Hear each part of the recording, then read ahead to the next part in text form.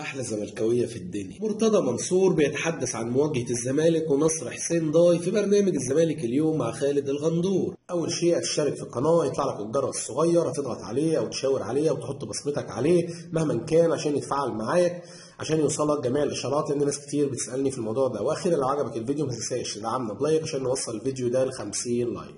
تحدث مرتضى منصور رئيس نادي الزمالك عن مباراة الزمالك ونصر حسين ضاي المقرر لها الحد المقبل 17 من مارس ضمن منافسات الجولة الأخيرة لدور المجموعات الكونفدرالية الأفريقية.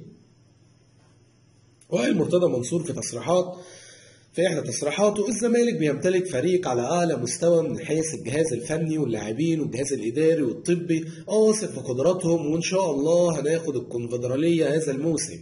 وأضاف مرتضى منصور: أتفائل حتى الآن بهدف يوسف أوباما التي أحرزه في شباك نصر حسين ضاي بالقاهرة في الدقيقة 93 من عمر اللقاء، وهي اللي هتأهلنا من دور المجموعات. والكلام ده أنا قلته لكم بعد المباراة في فيديو من الفيديوهات اللي بنزلها على القناة، يا ريت تبقوا تتابعوها وتتفرجوا عليها. قلت إن هدف أوباما ده كأنه رسالة من ربنا سبحانه وتعالى، إن هو بيقول لنا إن شاء الله بسبب الجون ده أنتوا هتصعدوا وهتكملوا وهتاخدوا بطولة الكونفدرالية كمان.